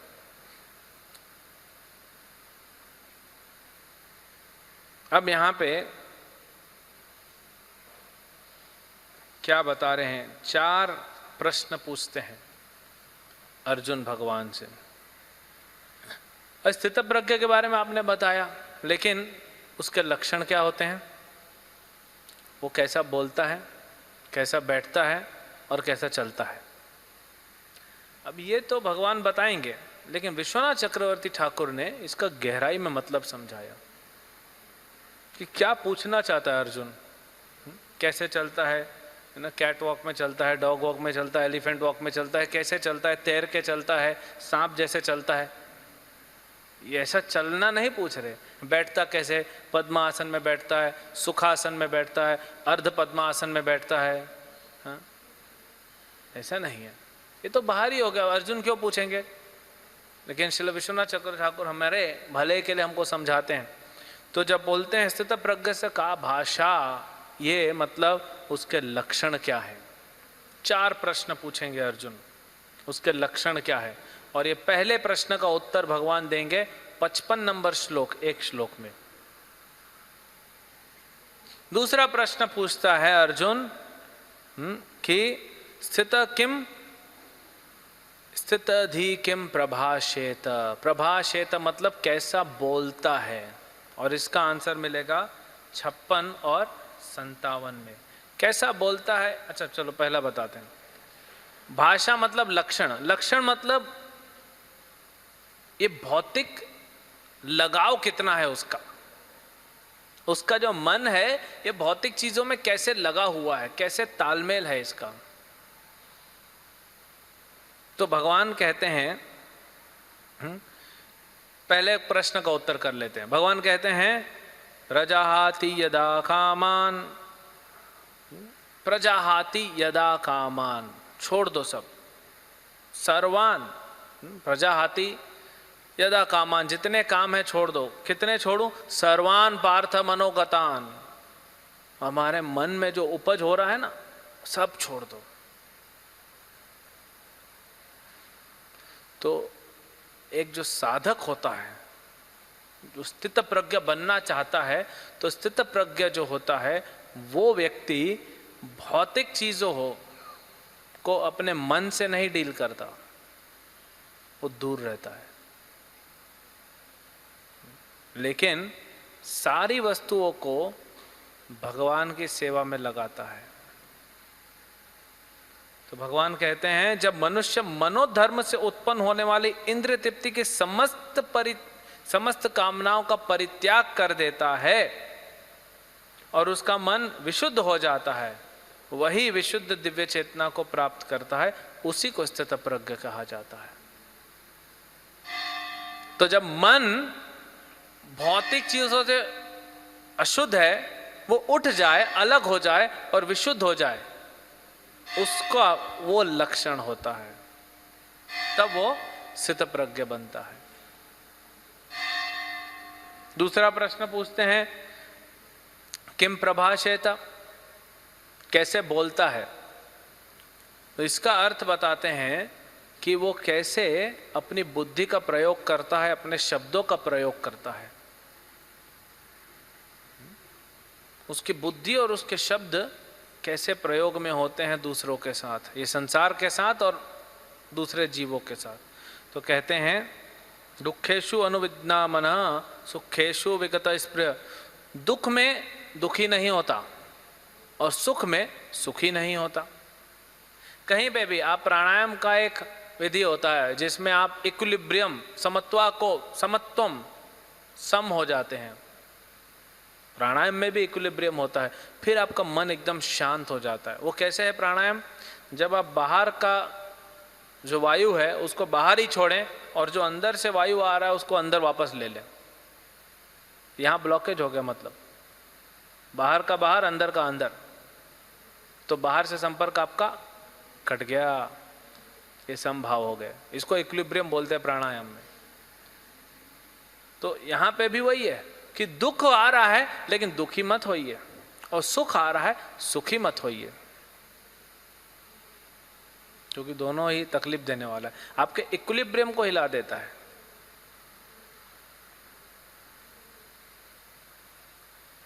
आपने देखा होगा ना, कुछ लोग जिनके पास जीवन में बहुत समय है और उनको लगता है जीवन बस इसी के लिए बना है, तो वो ताश के पत्ते लेते हैं ना, ताश के पत्ते लेके कुछ बनाते हैं, ऐसे स्ट्रक्चर्ड बनाते हैं और बहुत बड़ा बड़ा बनाते हैं, लेकिन वो रूम को पूरा सील रखते हैं, क्योंकि रूम में अगर एक खिड़की से भी हवा आ गया तो इसका क्या हो जाएगा? तहस नहस हो जाएगा। एसी भी नहीं चलाते हो, और फिर फोटो खींच के भेजते हैं, देखो हमने ये बनाया, ये बनाया। वर्ल्ड रिकॉर्ड बनते हैं, जितना बड़ा स्ट्रक्चर बनाएगा। ताश के पत्तों पे खड़ा करता है वो। प्रभुपाद जी क्या कहते हैं? तलवार की धार पे चलना है भक्ति करना, बैलेंस नहीं खोना। बैलेंस खो गए तो गिर जाओगे। तो बैलेंस खोना मतलब क्या? हमारा मन विचलित कब होगा? जब दुख आएगा आप दुखी हो गए, सुख आएगा आप सुखी हो गए। ये ताश के पत्ते हैं। तो ताश के पत्तों का जब स्ट्रक्चर बनेगा, आप अगर जोर से बोलोगे या छींक भी दोगे तो गिर जाएगा। छींकने मात्र से वो डिस्टर्ब हो जा रहा है। हवा गर्म आए ठंडी आए वो डिस्टर्ब हो जाएगा। तो हमारा मन जो है बड़ा मुश्किल से भगवान में लगता है, उसको पूरा स्थित करना, अपनी चेतना को पूर्ण तरीके से स्थित करना। और ठीक है, दुख में तो दुखी समझ में आता है, सुख में सुखी क्यों ना हो? जब आप सुख में, ये सुख की बात हो रही है भौतिक सुख, ये आनंद नहीं है, आनंद आध्यात्मिक होता है। ये सुख में सुखी हो जाएंगे तो क्या होगा? आप देखिएगा, जब आपको कोई भौतिक सुख मिल जाएगा ना, अगले दिन जप में क्वालिटी नहीं आएगा, क्वालिटी नीचे जाएगा, ध्यान चल जाएगा, रीडिंग में क्वालिटी नहीं आएगा, श्रवणम में वो क्वालिटी नहीं आएगा, दुख में भी और सुख में भी। जो स्टूडेंट है अगर उसको बहुत अच्छा मार्क्स मिल गया तो अगले दिन जप नहीं कर पाएगा, अगर वो अपने आप को कर्ता मानेगा तो। इसका मतलब ये नहीं कि मार्क्स मत लाइए, लेकिन अपने आप को कर्ता नहीं मानना है। वो हम इसलिए नहीं बता रहे क्योंकि भगवान ने ऑलरेडी क्लियर कर दिया। तो जो मिला भगवान का आशीर्वाद है, जो दुख मिला वो मेरा कर्म है। बहुत मुश्किल है लेकिन ये करना पड़ेगा, तब मन स्थित होगा। वीत राग भय क्रोध, उसके बाद क्या होगा? राग भय और क्रोध से वो मुक्त हो जाएगा। क्योंकि राग क्या है? सुख प्राप्ति, भौतिक सुख प्राप्ति की आसक्ति, ये राग है, अटैचमेंट। और भय, हमारी कोई वस्तु हमसे छीन जाए भय आ जाएगा। और क्रोध, जब कोई छीनने वाला उसके ऊपर क्रोध आएगा, हमको नहीं मिला दूसरे को मिला उसके ऊपर क्रोध आएगा, अपने ऊपर क्रोध आएगा, हर किसी के ऊपर क्रोध आएगा। जब आप कुछ भौतिक सफलता प्राप्त करना चाहते हो और नहीं मिलती है, जो क्रोध है वो आपके व्यवहार में दिखेगी। इसीलिए शब्दों का प्रयोग, क्या भाषा है उसकी। दूसरा श्लोक और बताते हैं कि इस भौतिक जगत में ना तो शुभ की प्राप्ति कैसे हर्षित होता है। आपको किसी ने कुछ अच्छा दे दिया, मान लो कोई कुछ आपको किसी ने बर्थडे गिफ्ट दे दिया, हम क्या बोलते हैं? खुश हो जाते हैं, थैंक यू बोलते हैं। जरूरत नहीं है, क्योंकि वो जो गिफ्ट है वो दूसरा व्यक्ति नहीं दे रहा, वो आपके कर्म दे रहे हैं आपको।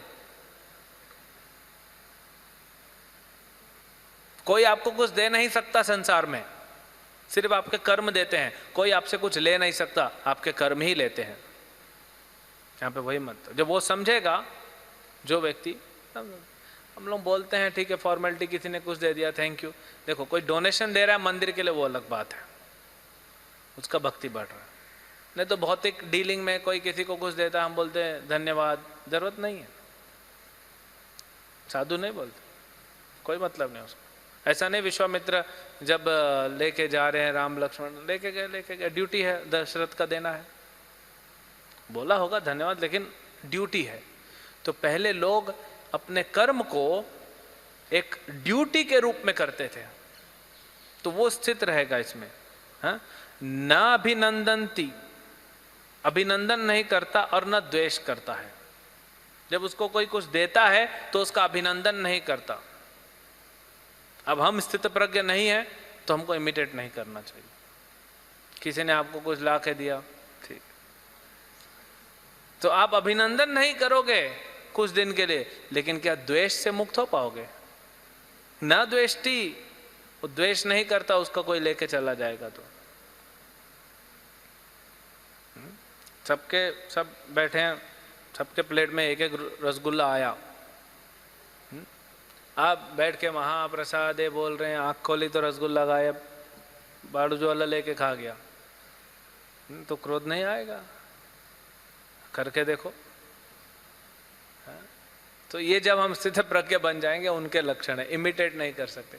तीसरा प्रश्न अर्जुन पूछता है, किम आसीत, वो कैसे बैठता है? बैठता है मतलब अपनी इंद्रियों को कैसे वश में करता है। तो पूरे जो श्लोक हैं उसी से रिलेटेड है। भगवान इज द बेस्ट ओरेटर। भगवान का बोलने का जो शैली है, भगवान स्वयं बोल रहे हैं ना, कृष्ण बोल रहे हैं, तो जो गीता में जो स्ट्रक्चर मिलेगा, तो देखिए कितना सुंदर स्ट्रक्चर्ड फॉर्मेट है गीता का। श्लोक एक के बाद दूसरा श्लोक, इतना टाइट फिटिंग है कि आप एक श्लोक भी हटा नहीं सकते और एक भी श्लोक एडिशनल नहीं डाल सकते। भगवान ने ऐसा प्रस्तुतिकरण किया है भगवद गीता का कि परफेक्ट है, क्योंकि कृष्ण ऑल परफेक्ट हैं, उनके द्वारा बोली गई भगवद गीता ऑल परफेक्ट है। तो यहाँ पे कहते हैं कि कैसे इंद्रियों को कंट्रोल करता है। अब 58 और 59 में क्या बोलते हैं? 58 में बताते हैं कि जैसे कछुआ संकुचित कर लेता है। कछुए को आप देखेंगे, कछुआ रोड पे चल रहा है, उसको डर नहीं लगता। क्यों? कोई ट्रक आ जाएगा, अपने दोनों हाथ, दोनों पैर और अपना मुंह अंदर कर लेगा, और उसका जो ऊपर का जो शेल होता है वो इतना कठोर होता है कि उसको ऊपर से गाड़ी चला जाए कुछ नहीं होगा, तो अंदर खींच लेता है। जब भी कछुए को कुछ खतरा होता है, वो तालाब में या नदी में तैर रहा है, समंदर में कोई मछली आ गई, कोई मगरमच्छ आ गया, तो ऐसे ही बैठ जाता है चुपचाप। सबको लगता है कुछ है ही नहीं इधर और चले जाते हैं। तो हमको भी ऐसे ही बनना है। जब हम बाहर जाते हैं भक्तों के संग से दूर, तो अपने हाथ पैर और मुंडी को अंदर कर देना है। हाँ? जैसे मगरमच्छ आ रहा है कछुए को खाने, तो कछुआ क्या कर देता है, अपना हाथ पैर मुंह अंदर करके बैठ जाता है। वो अंदर से देख रहा है, लेकिन मगरमच्छ देखता है कुछ हिल ही नहीं रहा है, कुछ जान नहीं है, मतलब कुछ ऐसे ही नॉन लिविंग होगा, और चला जाता है। कैसा बुद्धू बनाया। ऐसे मायावादी, भौतिकवादी, ब्रह्मवादी और जो भी अभक्त लोग हमसे मिलते हैं, हमारा टाइम खा जाते हैं, ऐसे बुद्धू बनाने का उनको, जैसे जड़ भारत ने बुद्धू बनाया। फिर वो लोग आपसे दूर रहेंगे, चले जाएगा। कोई आपको बोलेगा तुमको पता है ये मूवी, हमको पता है अभी कल के मैच में भले अंदर हो रहा है लेकिन कंट्रोल करो। फिर वो देखेगा अरे तो मूर्ख है, इसको कुछ नहीं आता है, छोड़ो इसको, हम लोग चलते हैं। यही तो फायदा है आपका, ऐसा बुद्धू बना दिया आपने। हाँ? ये कछुए का लक्षण। फिर कहते हैं कि सिर्फ कंट्रोल करने से कुछ नहीं होगा। अगर आप इंद्रियों को कंट्रोल करोगे, ज्यादा विषय वस्तु से दूर रखोगे, तो मायावादी भी करते हैं।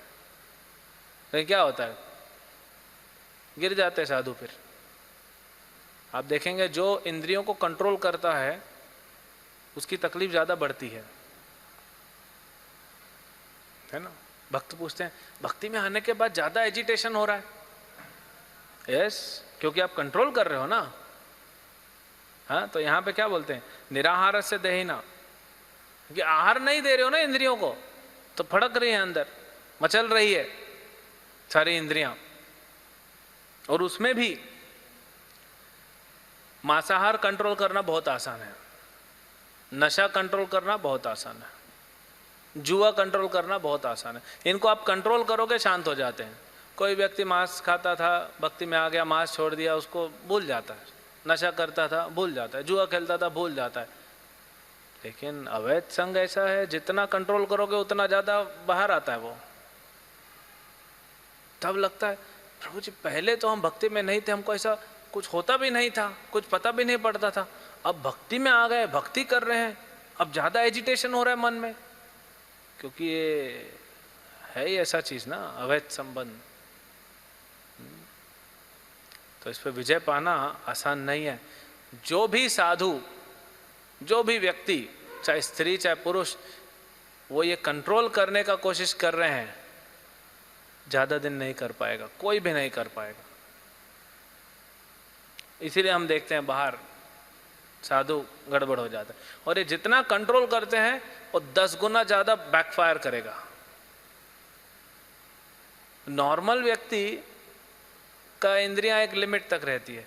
अब साधु ने क्या किया, कंट्रोल किया। जैसे आपने कुछ एक इलास्टिक उठा लिया, रबड़ बैंड होता है ये रबड़ बैंड, इसको पीछे खींचा तो उतना स्पीड से वापस जाएगा। तो इंद्रियों को जो कंट्रोल करता है उसकी इंद्रियां और ज्यादा स्पीड से जाती हैं भोग के प्रति। तो इसलिए इंद्रियों को कंट्रोल नहीं करना चाहिए। फिर कैसे करेंगे भक्ति, परम दृष्ट्वा निवर्तते। इंद्रियों को कंट्रोल नहीं करना है, इंद्रियों को भौतिक हटा के आध्यात्मिक देना है, तब उसको मिलते रहेगा और शांत रहेगा। बीच बीच में झटके मारता है लेकिन ओवरऑल संभल जाएगा। तो ये जो है भगवान यहाँ पे बता रहे हैं, रसो वर्जम रसोप्यस्य परम दृष्ट्वा निवर्तते। उसको रस मिलना चाहिए, निराहार से में नहीं चलेगा। और सिर्फ रस जो देते वो साहित्य बन जाते हैं, वो भक्ति नहीं, और बिल्कुल ही कंट्रोल नहीं कर रहा है। हाँ, भौतिक रस दे रहा है तो साहित्य बन जाएगा। तो इसीलिए हमको प्रभुपाद जी ने इतना सुंदर हमारे लिए व्यवस्था किया। और स्पेशली सारी इंद्रियों की माँ जो है वो है जीवा। चले तो सारे इंद्रियों का राजा जो है वो तो मन है, लेकिन लोभोमोय सुदुर्मति तार मध्य जीवाति लोभोमोय सुदुर्मति। क्यों बोला भक्तिविनोद ठाकुर ने, कभी इसको समझना चाहिए। क्यों बोल रहे हैं शरीर अविद्या, ये शरीर अविद्या का जाल है, वो उसके बीच में तार मध्य जीवा आती, जीवा है। तो इसीलिए प्रभुपाद जी बोले अच्छा खिलाओ भक्तों को, अच्छा खाओ, क्योंकि अगर जीवा को मिल गया ना तो शांत रहती है, बाकी इंद्रियां वैसे ही कंट्रोल में है। तो प्रभुपाद जी इसीलिए खिलाए, प्रभुपाद बोले हमारा किचन रिलीजन है, खिलाओ खिलाओ, जीवा से कंट्रोल करेंगे इंद्रियों को। तो भक्त लोग बहुत खाते थे पहले प्रभुपाद के समय में। यहाँ पे यहीं अभी भी एक व्यक्ति रहता है, क्रिश्चियन है वो कहता है प्रभु जी 40 साल 42 साल पहले 45 साल पहले जब आपका मंदिर कंस्ट्रक्शन हो रहा था, हम लोग आते थे स्कूल से और थोड़ा थोड़ा ईंटें उठाना, रेत उठाना, और हमको खाने को मिलता था, हलवा मिलता था, हलवा। और आपके मंदिर में हलवा और खिचड़ी जब पकता था तो आधा किलोमीटर दूर मेरा घर में खुशबू आता था, ऐसा घी था। मैं बोला वो अभी घी मिलता नहीं, स्वर्ग जाना पड़ेगा वैसा घी के लिए, अभी सब डुप्लीकेट हो गया। तो प्रभुपाद बोलते थे कुकिंग मतलब घी, देसी घी। तो प्रभुपाद खिलाए। फिर जब भक्त सीनियर होने लगे तो प्रभुपाद बोले अब खाना कम करो, कंट्रोल करो। तो प्रभुपाद फिर जीवा को कैसे कंट्रोल करूंगा? बोले हरिनाम बढ़ाने बोला हूं ना, हरिनाम भी तो जीवा को कंट्रोल करता है, तो हरिनाम बढ़ाते रहो, हरिनाम में टेस्ट लाओ, प्रसाद कंट्रोल करो। लेकिन वो स्वाभाविक होगा, इसको आर्टिफिशियल नहीं, तब ये काम चलेगा। फिर भगवान कहते हैं अगले 4 श्लोकों में कि अर्जुन बोलता है मैं चला जाऊंगा कहां पे? जंगल में, सब कर्म छोड़ के जंगल में चला जाऊंगा। लेकिन भगवान बोलते हैं नहीं, उसमें खतरा है। तो ये 4 श्लोकों में वो खतरा बताते हैं। क्या खतरा है? इंद्रियां इतनी प्रबल हैं अर्जुन और वेगवान है कि उसे विवेकी पुरुष के मन को भी बलपूर्वक हर लेती है, जो उन्हें वश में करना चाहता है। आप बड़े बुद्धिमानी हैं और बुद्धिमान व्यक्ति अपनी बुद्धि से इंद्रियों को कंट्रोल करने का प्रयास कर रहा है, लेकिन इंद्रियां ऐसी हैं और मन ऐसा है कि वो आपके वो बांध को तोड़ के निकल जाएगी। तो तुम जंगल में क्या करोगे? देखिए भरत महाराज के उदाहरण से हम क्या सीखते हैं। तो इसीलिए अर्जुन तुम चले जाओगे, इंद्रियां तो सताएंगी तुमको, वहां पे भी बचोगे थोड़ी। सीधा सीधा सिद्धांत है, कर्मणा देव नेत्रेणा। इस संसार में हमारे साथ जो भी हो रहा है इसके 2 ही कारण है, हमारा कर्म, पूर्व कर्म, और कृष्ण। तो आप भौतिक संसार में एक ब्रह्मांड से दूसरे ब्रह्मांड, दूसरे से तीसरे, तीसरे से चौथे, कहीं भी घूमे आपका कर्म आपके साथ है, ये बात याद रखिए। तो भाग नहीं सकते। लोग सिचुएशन बदलना चाहते, परिस्थिति बदलना चाहते। प्रहलाद महाराज बोलते हैं परिस्थिति मत बदलो, कुछ नहीं मिलने वाला है, मन स्थिति को बदलो। जिस समय, प्रहलाद महाराज बोलते हैं जिस समय सुख की अभिलाषा छोड़ दोगे उसी समय सुखी हो जाओगे। सुख को ढूंढना बंद करो, सुखी हो जाओगे, शांत हो जाएगा आपका मन। उदाहरण देंगे भगवान आगे। तो आपका कर्म आपके साथ है। अगर आप बोलते हो नहीं नहीं मेरे कर्मों का नहीं है, तो दूसरा कारण है कृष्ण, वो तो आध्यात्मिक जगत में भी आपके साथ है, छोड़ेंगे नहीं। तो बच के जाओगे किधर? 2 ही कारण है, कर्म और कृष्ण। तो कर्म को शुद्ध करो, कृष्ण को प्रेम करो, तभी रह पाएंगे, नहीं तो हमेशा तकलीफ में रहेंगे। तब तक शांत नहीं होंगे जब तक अपने कर्मों को शुद्ध नहीं करेंगे और कृष्ण को प्रेम नहीं करेंगे, तब तक जिएंगे कैसे इस संसार में? इस संसार में या उस संसार में? तो मन तो तुम्हारे साथ जा रहा है, इंद्रियां तुम्हारे साथ जा रही हैं और भगाएंगी। जो इंद्रियों को पूर्णतया वश में रखते हुए इंद्रिय संयम करता है और अपनी चेतना मुझ में स्थिर कर लेता है, वह स्थिति, वह जो है स्थिर बुद्धि कहलाता है। अगर अर्जुन बोलेगा नहीं नहीं मैं जंगल जाऊंगा लेकिन इंद्रियों को पूरा वश में करके आपकी सेवा में लगाऊंगा, वश में करना मतलब कृष्ण की सेवा में लगाना। कभी भी कोशिश मत करना इंद्रियों को वश में करने का बिना कृष्ण की सेवा के, बहुत बड़ा बैकफायर होगा। कृष्ण की सेवा से ही कंट्रोल होता है। भगवान के चरणों में अर्पित तुलसी, अगर किसी को लगता है कि मैं बहुत खाता हूँ, कंट्रोल नहीं होता है, खाना खाना खाना प्रसाद ही खाता है, वो भी कंट्रोल करना चाहता है, तो भगवान के चरणों में अर्पित तुलसी ग्रहण करने से शांत होती है जीवा। वो नहीं करेगा तो भगवान के पास अलग अलग तरीके हैं। देखो भक्तों का कभी है ना, पेट खराब है, किसी को डायबिटीज है, किसी को बीपी है, किसी का पेट खराब है, ज़्यादा नहीं खा सकता, ऑल सिस्टम है, वो प्रकृति अपने आप कंट्रोल कराती है।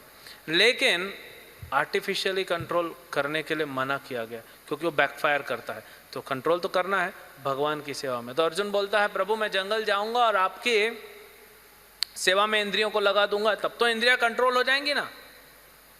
अर्जुन को भगवान मानो बोलते हैं, अरे भाई जब तेरे को मेरी सेवा में इंद्रियां लगा के कंट्रोल करनी है तो यही करना जो मैं युद्ध करने बोल रहा हूँ। ये किसकी सेवा है? ये भी तो मेरी सेवा है। और फिर आता है 2 श्लोक, ये 8 दरवाजे पतन की ओर। ध्यायतो विषयान पुंसा संगस्ते शुभ जायते, संगात संजायते कामात्, कामात् क्रोधो अभिजायते, क्रोधात् भवति सम्मोहः, सम्मोहात् स्मृति विभ्रम, स्मृति भ्रंशात् बुद्धिनाशो, बुद्धिनाशात् प्रणश्यति। ये 8 द्वार एक एक करके नीचे जा रहे हैं जो पतन की ओर लेके जाते हैं। और ये चालू कहाँ से होता है? ध्यान से। अगर आपके मन में भौतिक विचार आया, कोशिश करो ध्यान पे ही काटने का, आगे बढ़ने ही मत दो, उस पर मेडिटेट मत करो, वाह कितना अच्छा है, ये कितना सुंदर भाव आया, नहीं, वहीं काट दो बुद्धि से। तो ये खतरा है। मान लो आप नहीं काट पाया तो हम लोग सब बचे हुए हैं क्योंकि प्रभुपाद की संस्था से जुड़े हैं। आपके चेहरे पे दिख जाता है तो भक्त बोलता है क्या हो गया, मैं देख रहा हूँ 2 दिन से आप दूर दूर रह रहे हो, प्रसाद में शांत रहते हो, कीर्तन में ज़्यादा कुछ बोलते नहीं, क्लास में भी ऐसे बैठे रहते हो गुमसुम से। तो आपका मन हार गया है, नहीं, आपका मन ने आपको हरा दिया है। लेकिन दूसरे वैष्णव देख रहे हैं, वो आएंगे आपके मन को धुलाई देने के लिए और आपको वापस स्थित कर देंगे। इसीलिए प्रभुपाद बोले संग में भक्ति करेंगे, अकेले भक्ति करेगा तो जब तक स्थित प्रज्ञा नहीं है गया। और यही उदाहरण भरत महाराज के साथ तो भगवान लीला करते हैं, लेकिन हमको उस उदाहरण से सीखने को मिलता है कि संग में भक्ति करना है, अकेले भक्ति करने का सोचना भी नहीं, होगा नहीं। फिर इसके बाद, हमारे पास टाइम नहीं तो इस पर और डिस्कस करते।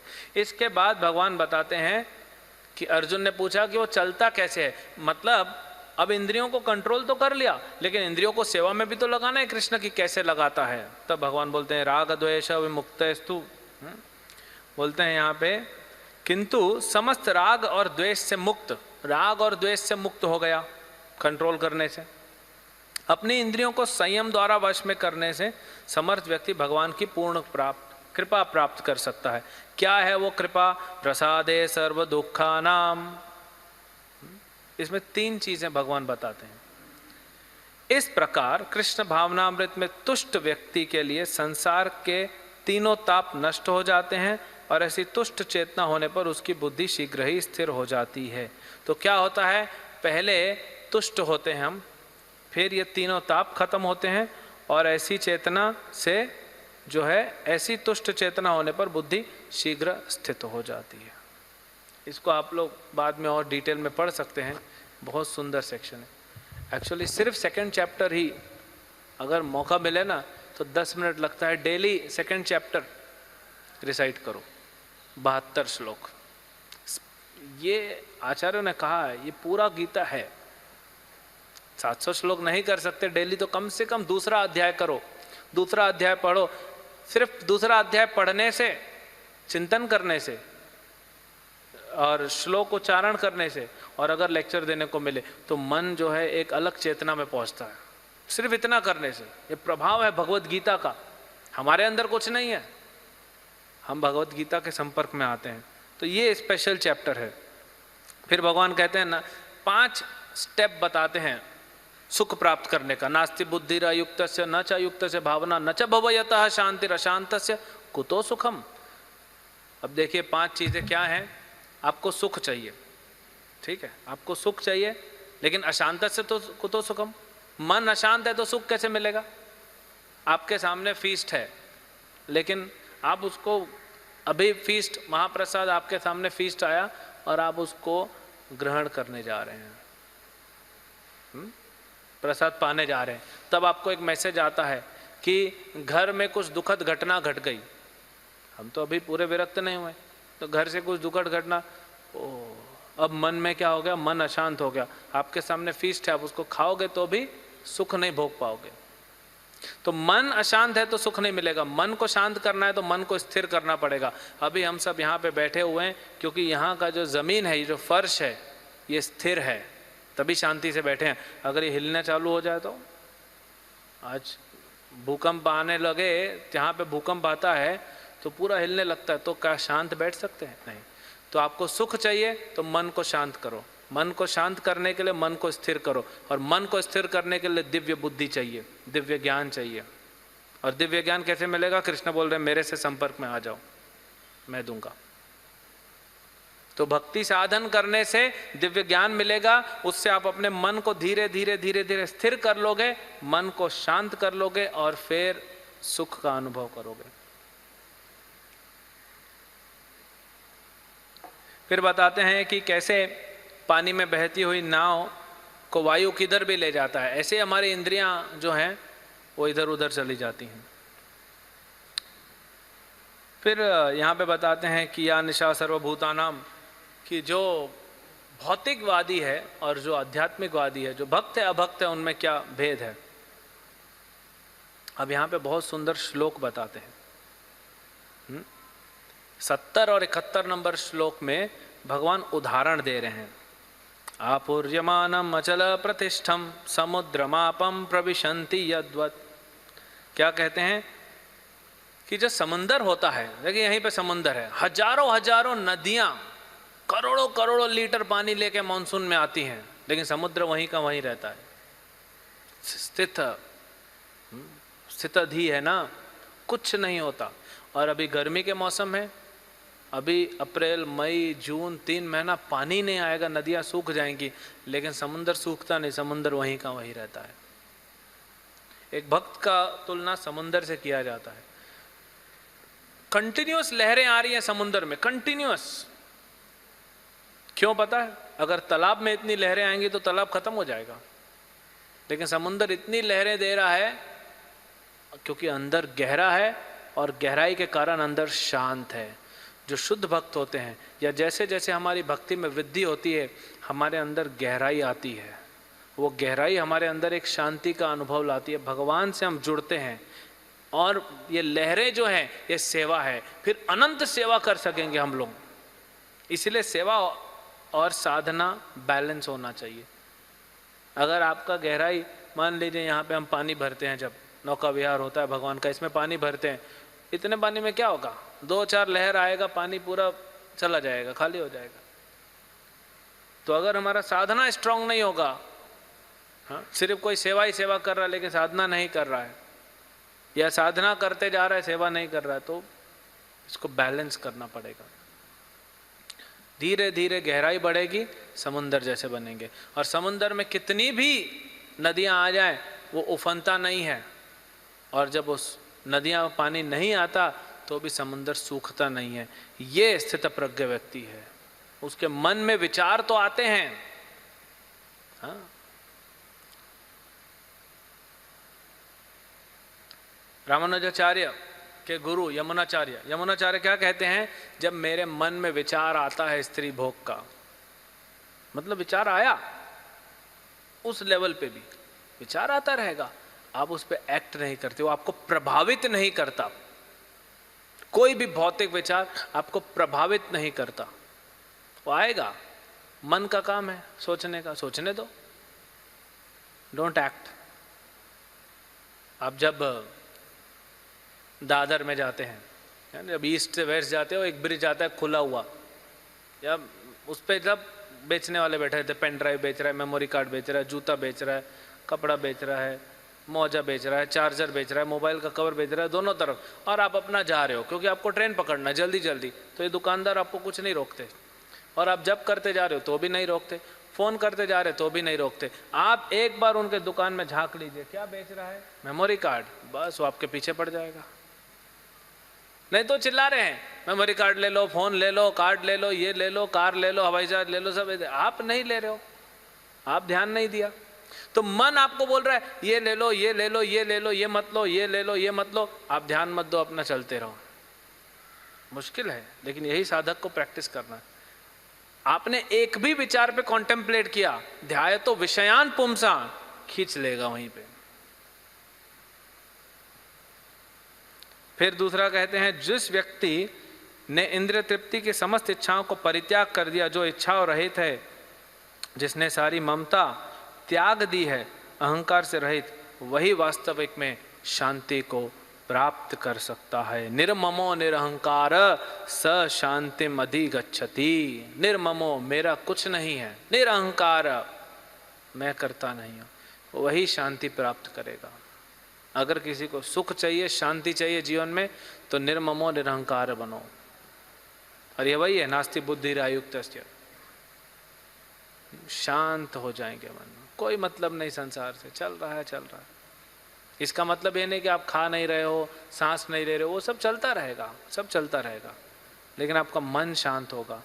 फिर 72 नंबर जो लास्ट श्लोक है, भगवान यहाँ पे स्थित प्रज्ञ व्यक्ति जो है उसका गुणगान करते हैं। आपको बता दिया, भगवान बोलते हैं अर्जुन तुमने सुन लिया, अभी मैंने बताया, लेकिन अब सुनो स्थित प्रज्ञ बनने से क्या होगा। यह आध्यात्मिक तथा ईश्वरीय जीवन का पथ है, जिसे प्राप्त करके मनुष्य मोहित नहीं होता। यदि कोई जीवन के अंतिम समय में इस तरह की स्थिति हो तो वो भगवत धाम में प्रवेश कर सकता है। ये स्थित अधि व्यक्ति जो मुनि होता है, भगवत धाम को प्राप्त करता है। तो इसको प्रैक्टिस करना है। हम लोग को विचलित नहीं होना चाहिए, प्रभु जी मेरे को 5 साल हो गया, मेरे को 10 साल हो गया, मेरा मन अभी भी स्थित नहीं है। 20 साल में आपने जप चालू किया, तो 20 साल तो आपका इस जन्म का आपने जप नहीं किया, तो कम से कम 20 साल तो करो बराबरी करने के लिए। कितने जन्मों का हमने उथल पुथल कर दिया हा? इतनी गंदगी है तो साफ करने में टाइम तो लगेगा। नहीं प्रभु जी, लेकिन मैं तो देख रहा हूँ अनर्थ नहीं ज्यादा है आपके अंदर, बढ़ नहीं रहा अनर्थ। कोई भक्त पूछता है मेरा अनर्थ तो बढ़ गया भक्ति में आके, नहीं बढ़ नहीं रहा है, ऊपर की लेयर आपने साफ करना चालू कर दी अभी, तो अंदर की गहराई दिख रही है। और जो भौतिकवादी व्यक्ति है वो तो भाई दाल में काला हो तो दिखे। हाँ, भक्त की दाल हमारी कैसी है, आधी दाल पीली है, उसमें आधा काला मिला हुआ है। बाहर वालों की दाल ही काली है, क्या करेगा। तो अभी आपकी जो आधी दाल है वो पीली तो हो गई ना। एक कौवा होता है उसके काले पंख होते हैं, कबूतर होता है उसके, हंस होता है उसके सफ़ेद होते हैं। हमारे कैसे हैं, थोड़े काले हैं थोड़े सफ़ेद हैं।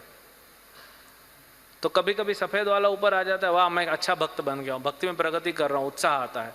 कभी कभी वो पंख साइड हो जाता है, अंदर का काला पंख दिखता है, प्रभु जी मैं क्या करूँ, मेरे तो इतने साल से भक्ति करके कुछ हुआ नहीं। हुआ ना, ऊपर से पंख आया ना।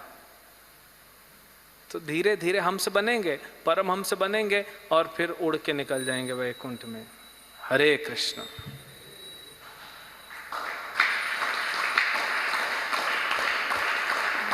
भगवत वाणी श्रीमद् भगवत गीता की। किसी को कुछ पूछना है? एक प्रश्न नहीं है तो फिर तुलसी आरती करेंगे। हाँ, श्याम सुंदर प्रभु।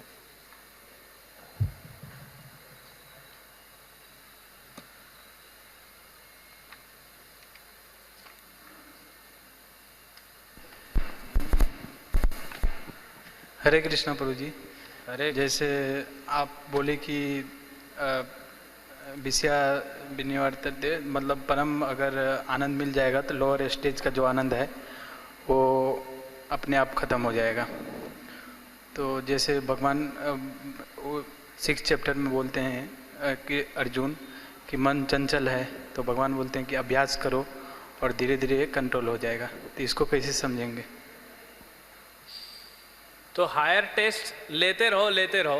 प्रभुपाद जी एक उदाहरण देते हैं, जो बीड़ी पीने वाला है, जब उसको सिगरेट पीने का आदत लग जाता है तो बीड़ी छूट जाएगा, फिर नहीं पिएगा, लेकिन सिगरेट का प्रैक्टिस तो डालना पड़ेगा ना। तो हायर टेस्ट का प्रैक्टिस करो, अभ्यास और वैराग। हरे कृष्ण जप करना, रीडिंग करना, हियरिंग करना, मंगल आरती आना, मॉर्निंग प्रोग्राम, इवनिंग प्रोग्राम, प्रसाद खाना, ये सब अभ्यास करना पड़ेगा, एक बार में थोड़ी ना आएगा, अभ्यास करना पड़ेगा। और वैराग लेना पड़ेगा। किस चीज से वैराग लेना है? ये जो मन में जो ये भाव आ रहे हैं ना भौतिक, इनसे वैराग लेना है, नहीं चाहिए। तुम्हारा माल डिफेक्टिव है, हाँ, इतने जन्मों से तुमने मेरे को सप्लाई दिया, डिफेक्टिव माल नहीं चाहिए, उसको वैराग लेना पड़ेगा। तो इसका अभ्यास करना पड़ेगा। हायर टेस्ट का भी तो अभ्यास करना पड़ेगा ना, तो अभ्यास धीरे धीरे धीरे धीरे होगा। तो हायर टेस्ट का अभ्यास करते रहो, लोअर टेस्ट अपने आप, जैसे जैसे अभ्यास में आप पक्के बनते जाओगे, वो निचला जो टेस्ट है वो निकलता जाएगा, भूल जाओगे,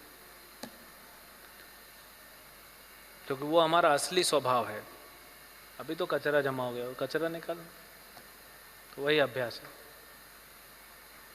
जप का अभ्यास करो, सुनने का अभ्यास करो, भागवतम पढ़ रहे, नींद आ रही है, अभ्यास करो जागृत रहने का, भागवतम क्लास में जागृत रहने का अभ्यास करो, सिर्फ प्रसाद खाना है उसका अभ्यास करो, मंगल आरती में अभ्यास करो कि हम मेडिटेशन अपना बढ़ा सके भगवान पे, अभ्यास, ये सब अभ्यास है, तो छूट जाएगा नीचे।